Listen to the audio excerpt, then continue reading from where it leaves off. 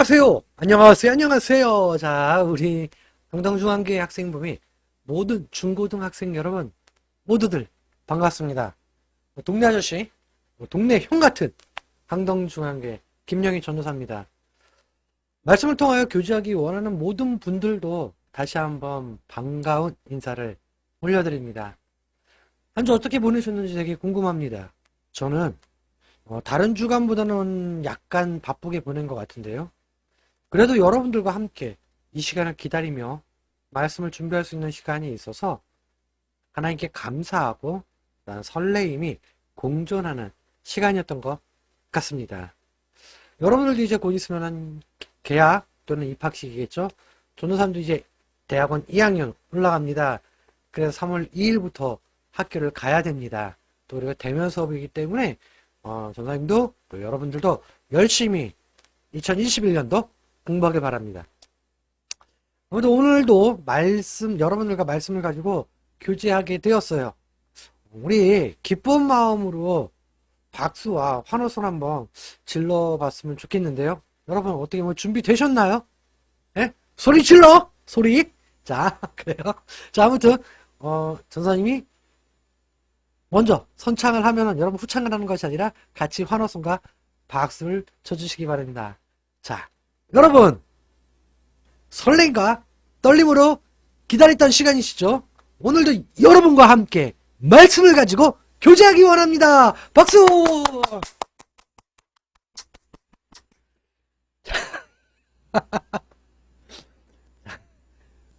이상한 얘기하지 마십시오. 여기 다 들려옵니다. 자, 그러나 여러분 저는 이 시간이 이렇게 행복한 시간일지 굉장히 행복한 시간인 것 같아요.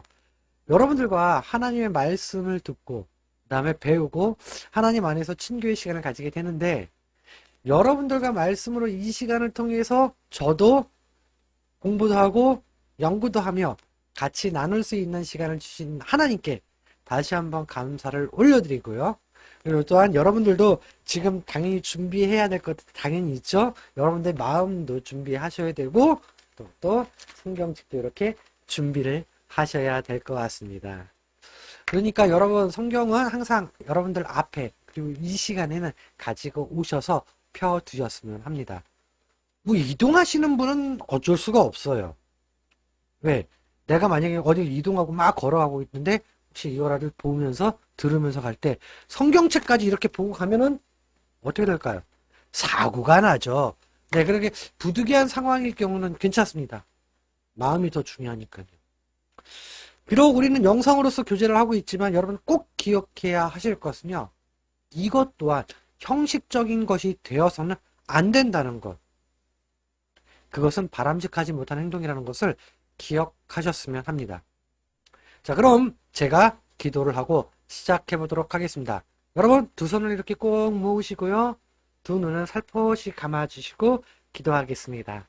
하나님 감사합니다. 우리 친구들과 함께 오늘도 하나님의 말씀을 가지고 교제하기 원합니다.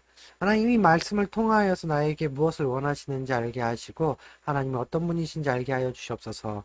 또 하나님의 섭리 가운데 우리가 말씀을 아버지 하나님이여 듣고 또한 배우고 있사오니 나의 귀 속에 나의 마음속 깊은 곳에 이 말씀이 새겨지게 하여 주시옵소서. 주님 감사합니다. 예수님의 이름으로 기도합니다.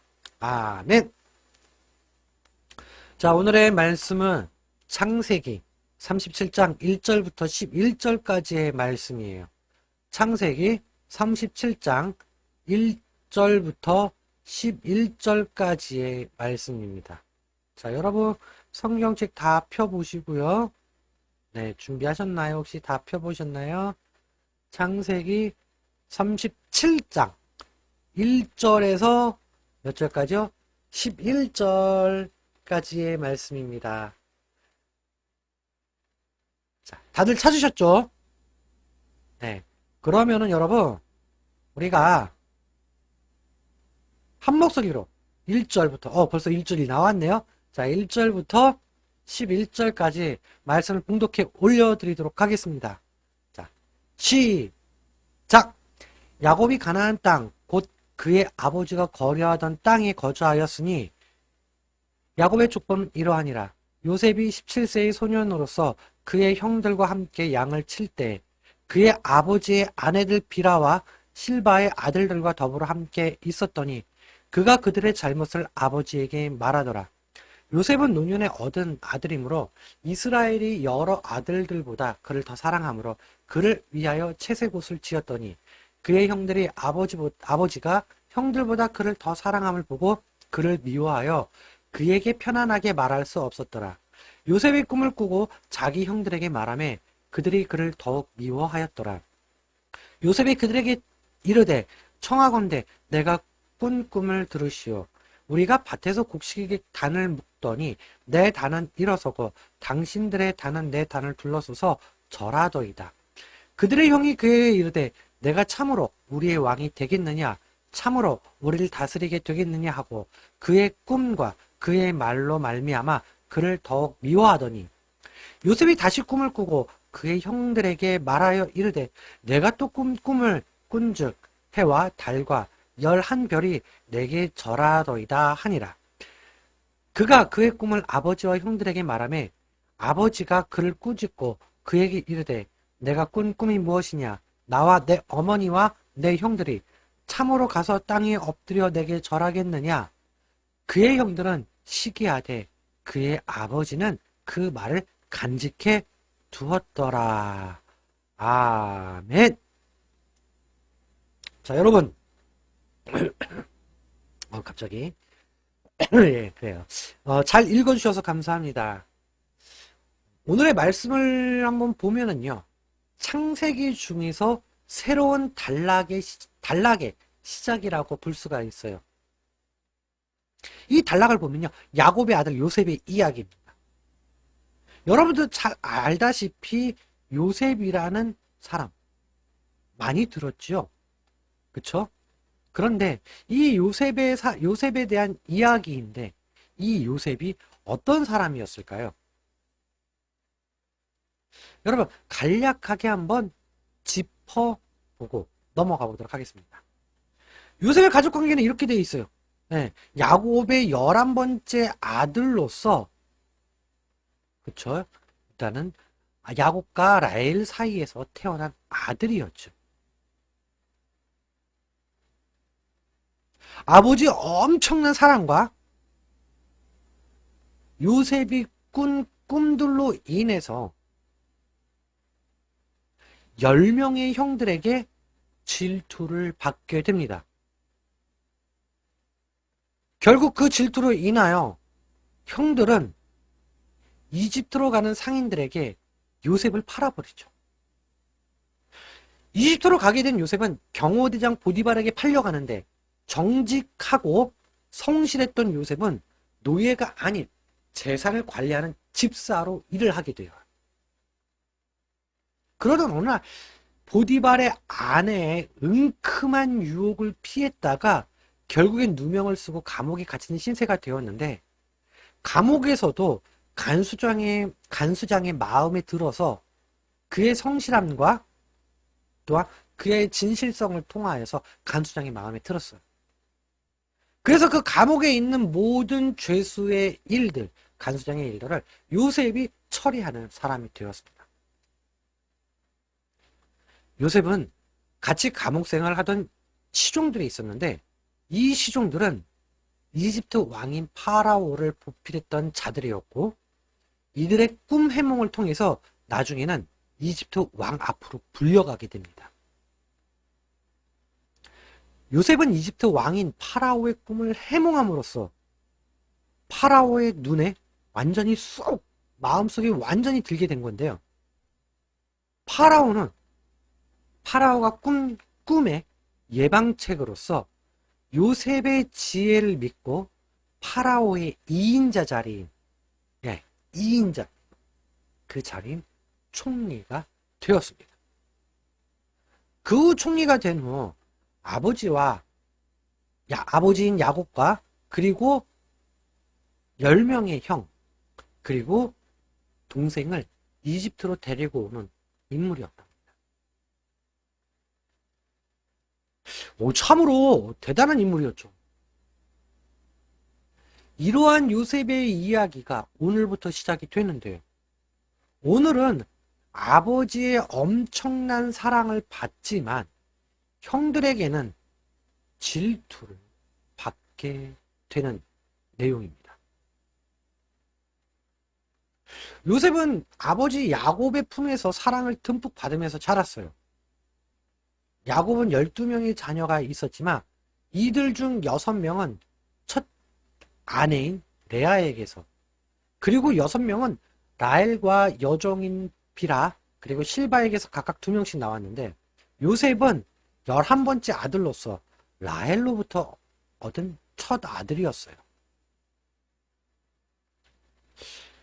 요셉이 특별히 사랑을 받은 이유를 본다면 라헬의 아들이었기 때문이었다는 것을 아마 생각해 볼 수도 있을 겁니다.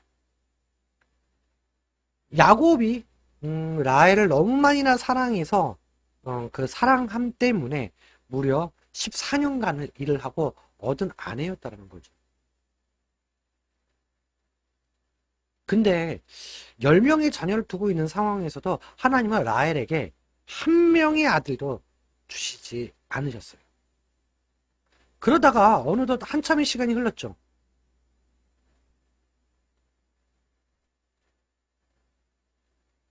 창세기 3장 22절에 이렇게 나와 있듯이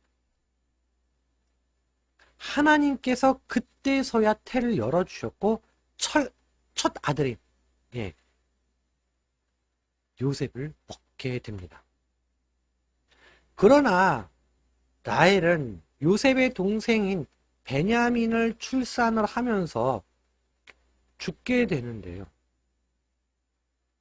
이러한 사건들로 요셉은 다른 아들에 비해서 아버지의 사랑을 받게 되는 것입니다.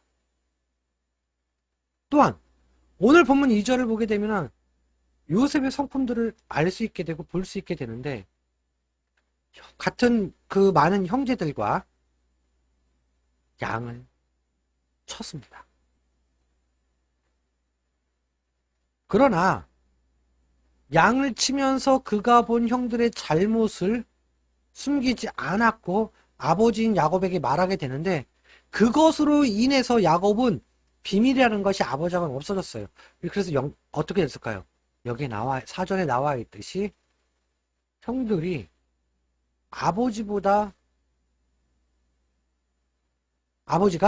그 형들보다 요셉을 더 사랑하기 때문에 그것을 보고 미워하여 더 이상은 편안하게 말을 할 수 없었더라고 기록이 되어 있는 것입니다. 더욱이 요셉을 향한 야곱의 사랑이 엄청나게 큼으로 인하여 야곱만 채색 옷을 지어서 입혔는데요.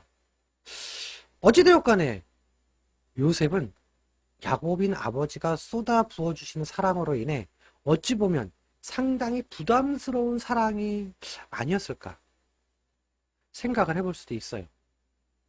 하지만 진실한 사랑 관계를 맺고 있었기 때문에 야곱은 요셉을 향한 사랑을 숨기지 않았으며, 또한 요셉 또한 그 사랑을 부담스러워하지 않고 잘 받았다라는 것입니다. 그러던 어느 날 5절부터 7절까지 내용을 보면요, 요셉 자신이 꾼 꿈에 대해서 형들에게 요청을 합니다. 형님들, 내가 이런 꿈을 꿨습니다. 이 꿈에 대해서 한번 나의 얘기 좀 들어봐 주세요. 라고 하지 않았을까요? 근데 고대 사회에서는요, 꿈은 신적인 정보를 제공해주는 수단으로 여겨져 있었기 때문에 구약의 선지자들이나 왕들도 꿈을 통해서 신적인 계시를 받았어요. 그래서 요셉의 꿈도 하나님의 예언과도 같다고 볼 수 있었는데요. 이 꿈 이야기를 한 요셉은요, 그 형들에게 더욱 믿음을 받았어요. 또한 9절부터 10절까지에서도요, 두 번째 꿈 이야기를 하게 됩니다. 아버지와 형들 앞에서 이야기했을 때는요, 아버지인 야곱의 반응은 어땠을까? 단순히 타이르는 것이 아니라 여기에서는 꾸짖고라고 나와 있어요. 근데 이 꾸짖는 것이요, 단순히 타이르는 것이 아니라 언성을 높여서 엄하게 책망을 했다는 것입니다. 그러니까 이렇게 얘기했겠죠, 야곱이요? 아니, 내가 꿈꾸이 무엇인데 나와 내 어머니가 내 형들이 참으로 가서 땅에 엎드려 내게 절하겠느냐, 이런 식으로 책망을 하지 않았을까. 예. 이런 목소리 톤으로 언성을 높여서 했었을 것이라는 거죠. 그래서 여기서 꾸짖거든요, 단순히 타이르는 것이 아니라 언성을 높여서 엄하게 책망을 했다는 것을 여러분들 알고 계셨으면 합니다. 결국 이러한 꿈 이야기를 들은 형들은 마지막 12절처럼 무엇을 한다?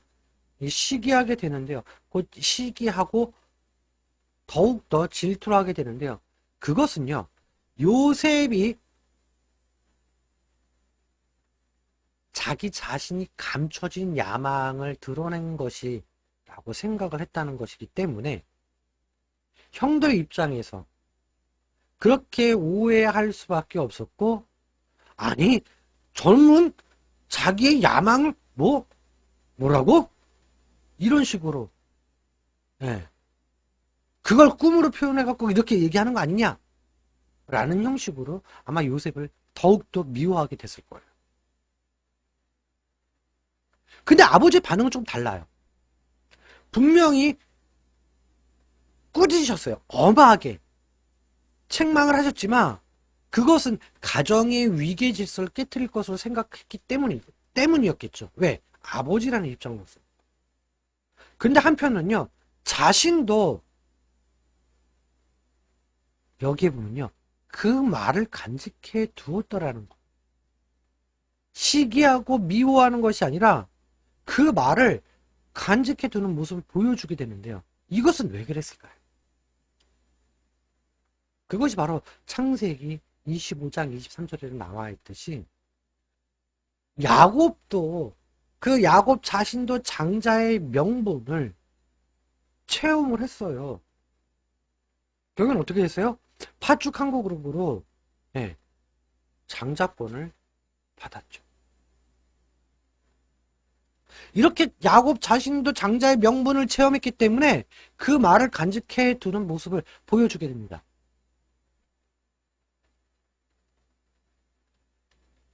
여러분, 여기서 우리는 한번 생각을 해봐야 할 것들이 있어요. 무엇일까요? 요셉의 입장에서는요, 형들에게 미움을 받지 않고 그것을 피하기 위해 편안한 삶을 살 수 있었을 거예요. 형들한테 미움도 안 받고 살 수 있었다는 거죠. 또 그것도 피할 수 있었겠죠. 그러나 요셉은요, 형들의 질투와 미움에 아랑곳하지 않고요, 자신의 의지를 굽히지 않고 살았어요. 그거 뭐예요? 아버지께 고자질했다는 거? 그래요. 형들의 입장에선 고자질이겠지만 아버지 입장과 자신의 입장에선 뭐예요? 진실을 말하고 거짓을 말하지 아니하고 자신의 의지를 굽히지 않고 살아왔다는 거예요. 왜 이렇게 살았을까요? 원고집이었을까요? 완전 황소고집? 뭐 자기 자존심? 자기가 바보라서? 요셉은요, 진리를 포기하지 아니하고 오로지 하나님 편에 서서 살았다는 것을 말하고 싶습니다. 곧 여러분, 세상과 타협하지 않고요, 하나님 편에 있었다는 것이에요. 형들의 미움, 세상의 미움에도 진리를 포기하지 않았다는 믿음의 소유자가 아닐까 생각을 해봅니다. 한편 그 형들의 모습은 어땠어요? 요셉과 반대 방향으로 가는 모습이었어요.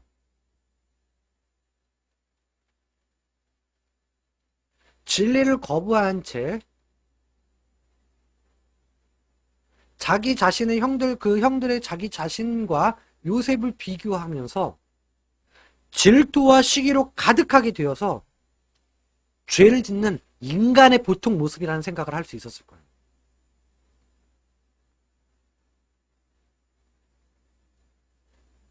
근데 여러분, 야곱 자신은요, 12명의 자녀를 두었지만요, 12명의 자녀들을 모두 사랑하지 않았을까요?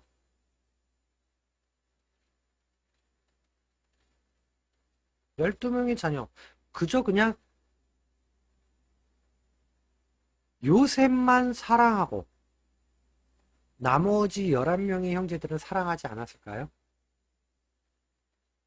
아니에요. 야곱은 모든 자녀를 사랑했습니다. 그런데 그럼에도 불구하고 요셉의 형들은 자기 자신이 열등하다는 생각하에서 모든 질투와 시기 그리고 죄가 일어나게 된 것입니다. 결국에 요셉의 형들은요, 요셉의 신분을 질투하게 돼요. 요셉의 형들은 누구 밑에서 태어났죠? 엄마가 누구죠? 레아, 비라, 실바가 낳은 아들들이에요. 근데 그들은 자신을 후처와 또한 첩이 낳은 아들이라는 생각을 가지고 살아 있었고, 결국엔 그걸로 인해서 열등감에 빠져서 여러 악행들을 저지르게 되는데, 특히 아버지인 야곱의 시선에서 벗어난 들판에서는 더욱더 심했고요. 결국 좋지 않은, 바르지 못한 열매를 맺게 되었다는 것이죠. 또한 요셉의 채색 옷을 질투하게 되는데, 요셉의 형들도 아버지의 관심과 사랑을 받고 싶었고, 또한 채색 옷도 입고 싶었겠죠. 그러나 요셉만 독차지했어요. 멀리서 오면요, 그 채색 옷 때문에 저게 요셉이다라는 게 아주 티가 확 났다라는 거예요. 이런 것들을 통해 어떻게 보면 형들의 질투는 당연할 수도 있을 거예요. 하지만 여러분, 질투라는 감정이 우리의 말과 그리고 우리의 행동을 지배하지 못하도록 여러분들과 저는 노력을 해야 돼요. 왜? 어떻게 된다고 그랬어요? 결국 좋지 않고 바르지 못한 열매를 맺게 된다라고 했잖아요.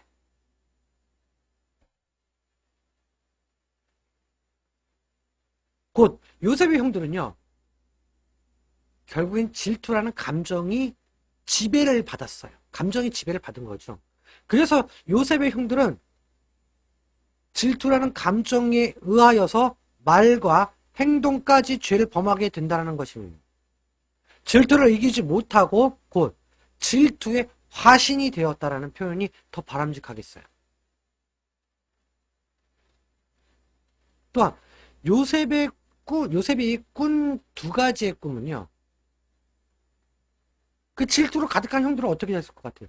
아주 그 질투로 가득한데, 제 마음에도 안 드는데, 그 요셉이 꾼 두 가지 꿈, 여기 나와 있죠? 이 두 가지 꿈들로 인해서 형들을 완전히 폭파시켰다라는 역할을 했어요. 완전히 그가 불난 집에 휘발유를 뿌리는 것 같은 역할을 했죠. 근데 요셉은요, 그냥 꿈 이야기를 한 것이에요. 하지만 형들은 요셉이 가졌던 야망을 나타낸 것이라고 생각을 하여 그 오해로 인해서 질투와 선입견으로 인해 요셉을 오해하게 된 것입니다. 결국 이러한 질투로 인해서 하나님과의 관계가 무너질 뿐만 아니라 자신도 범죄의 길로 들어서게 된다는 것을 말씀을 통해서 알려주고 계십니다. 여기서 여러분한테 한번 질문 한번 해볼게요. 여러분은 질투가 날 때 여러분의 말과 행동은 어떤 변화가 일어나나요? 분명 말투가 달라지겠죠. 그쵸? 예를 들면 퉁명스러워질 거고요. 아니면 비아냥거리게 되던가 아니면 침묵 모드가 될 거예요. 말을 안 할 거예요. 그냥 무시하는 거예요. 개무시하는 거죠. 말 그대로. 네, 무시할 수도 있을 거예요. 그것은 괜히 그 사람이 미워지기 때문이에요. 결국 잘 대해주지 못하게 됩니다. 이처럼 질투는 우리가 반드시 해결해야 하는 문제인데요. 질투로 인해서요. 결국엔 살인까지 일어나는 큰 범죄 행위까지 일어나게 될 수도 있다는 거예요. 일단 여러분, 한번 질투는 어디서부터 시작이 되는지 한번 생각을 해보세요.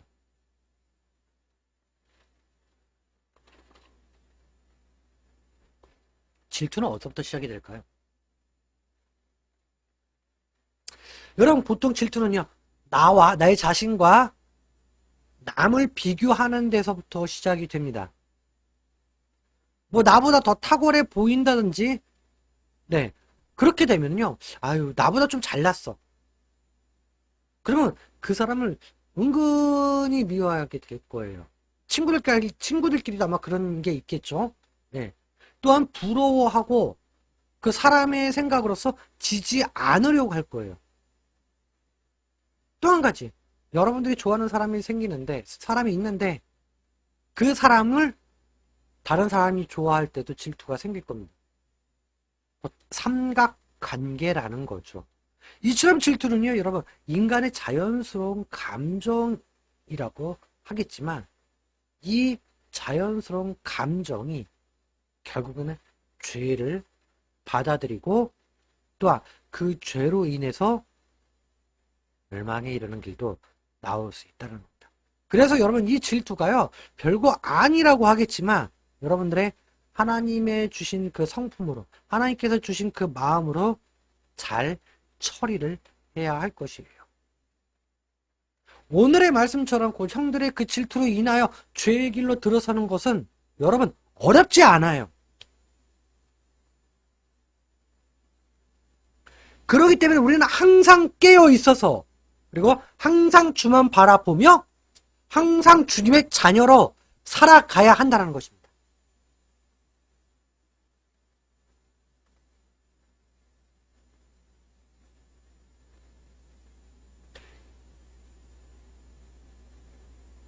요셉은 자기의 의지를 굽히지 않고 신실한 것만 만들었어요. 그리고 이야기를 했어요.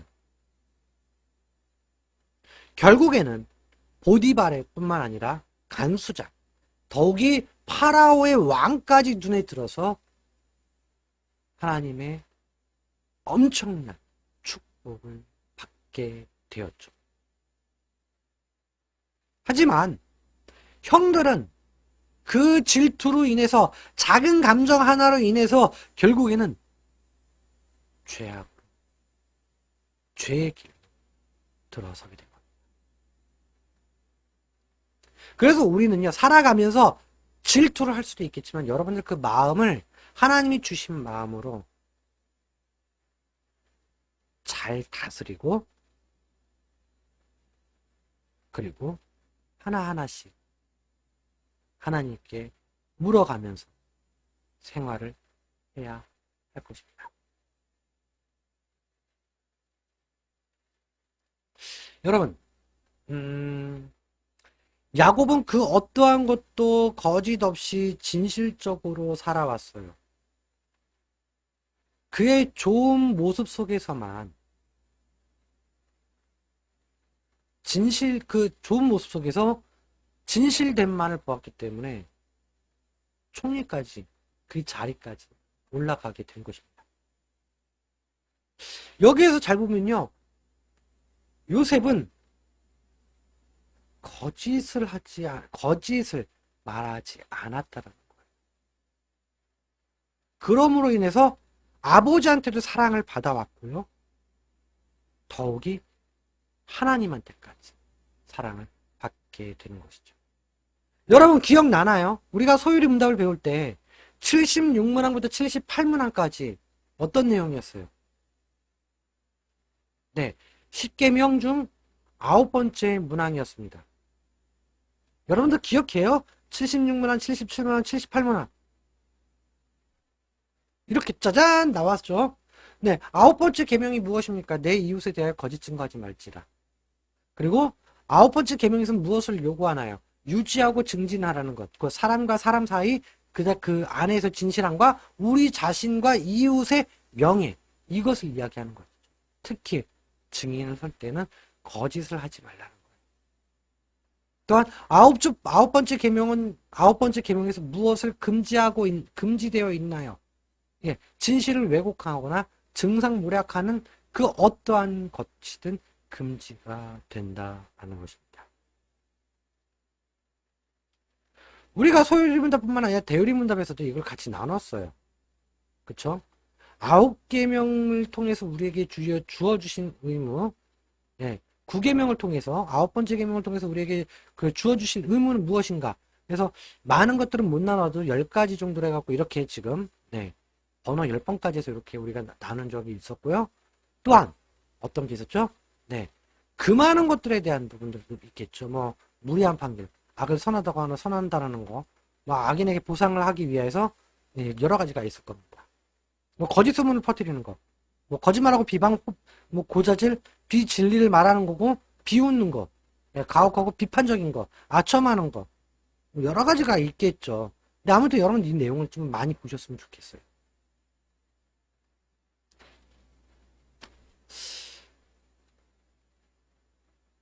우리는 이렇게 배워왔지만 여러분, 우리는 이득을 얻기 위해서 여러분 당연하듯이 거짓말을 하는 존재예요. 자신에게 위기가 있을 때는 그 위기를 극복하려고 거짓말하는 것을 쉽게 용납하거나 이해하려고 넘어가는데요. 그것은 연약함에서 나타나는 것이지만 거짓의 결과는 동일합니다. 이웃의 명예가 우리의 거짓으로 인해서 손상되는 일이 일어나며 결과적으로는 우리 사회가 황폐화되고 메마르게 되고 반목과 같은 갈등이 판치게 되며 간사함과 약삭빠른 자들만 살아남게 된다는 거지. 반면 의인과 약자는 더욱 고통을 받게 되는데요. 하나님은 이것을 분명하게 싫어하신다고 말씀하셨습니다.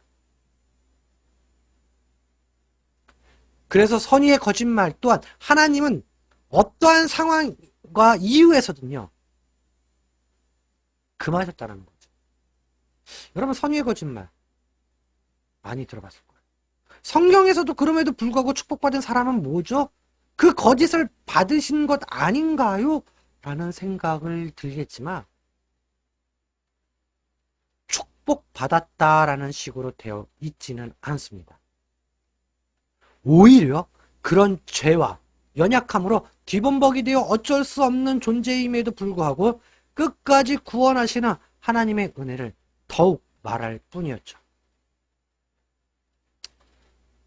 선의의 거짓들, 곧 융통성이란 명목하에 은폐되고는 하지만 여러분 이것은요 실용주의의 한 단면이고요. 실용주의는 그것이 진실이냐 아니면 진실이 아닌지에 대해서는 전혀 관심이 없는 거예요. 다만 그만 그 효과를 따질 뿐이죠. 그래서 선의의 거짓도 결과론적으로 보게 되면 똑같다라는 것을 기억하시기를 바랍니다. 불신자들도 여러분 이러한 십계명 곧 도덕법을 지키게 된다면 어떻게 될까요? 여러분 우리가 배웠어요. 결과는 동일한 은혜를 입는다는 것이에요. 왜냐하면 도덕법은요 모든 인간에게 믿는 사람이건 불신자건 모든 인류에게 주어진 것이라는 것을 기억하셨으면 합니다.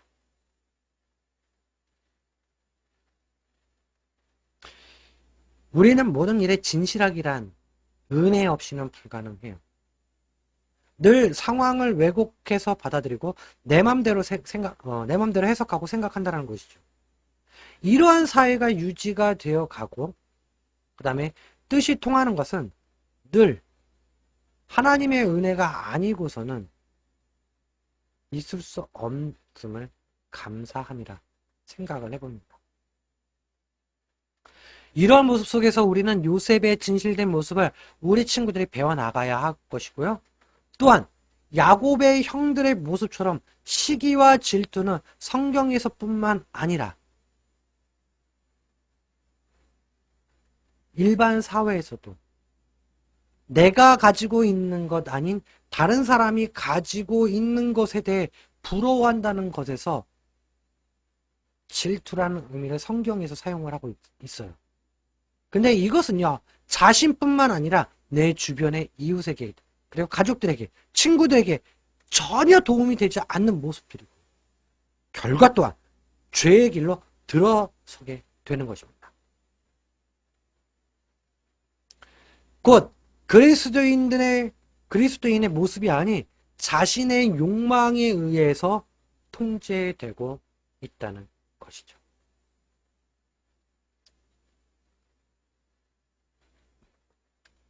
여러분, 마무리를 한번 줘보겠습니다.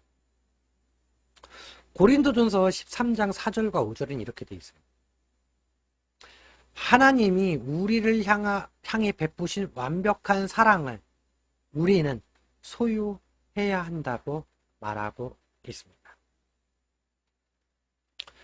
또한 우리는 나 자신과 나의 욕구에 집중하면 집중할수록 내 욕구에 대해서 집중하면 그 집중하는 시간 동안에 하나님을 덜 집중하게 된다는 거지. 질투한다는 것은 하나님이 나에게 주신 것에 대해서 만족하지 않는다는 뜻입니다. 곧 현재 내가 가진 것에 대해서 전혀 만족이 아닌 불만족이 곧 질투를 한다는 것이죠.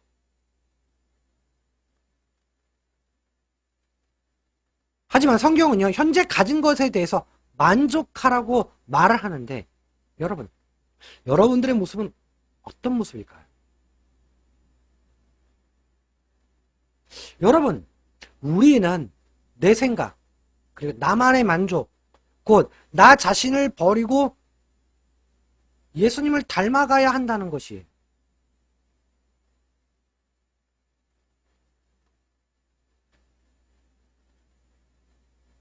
요셉의